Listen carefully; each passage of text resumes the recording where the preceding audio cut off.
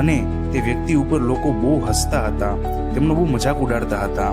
એ સ્ત્રી ખૂબ દુઃખી થતી હતી, પણ છતાં માતા મેરડીની ભક્તિ અનન્ય રાખતી હતી. જ્યારે તેની ભક્તિની વાત રાજાના કાને પડે છે ત્યારે રાજા કહે છે કે તે વ્યક્તિને દરબારમાં બોલાવો, મારે એ વ્યક્તિને જોવી છે. તો એ આપણા લોકોને ભોળવે છે, આ ભક્તિની ખોટી વાતો કરે છે કે હકીકતમાં મેલડી છે, તે મારે જોવું છે, તેના ભક્તિની મારે પરીક્ષા લેવી છે. એમ કહી અને રાજાને આદેશ અનુસાર તેને દરબારમાં બોલાવવામાં આવે છે. તે ગરીબ સ્ત્રી રાજાના દરબારમાં પ્રવેશ કરે છે. પ્રવેશ તેની સાથે રાજા તેને કહે છે કે તું તારા મેલડીને સાચી માનતી હોય તો મારી પરીક્ષામાં પાસ થઈ જા, તો હું પણ માતા મેલડીને માનું અને શહેર આખું માને.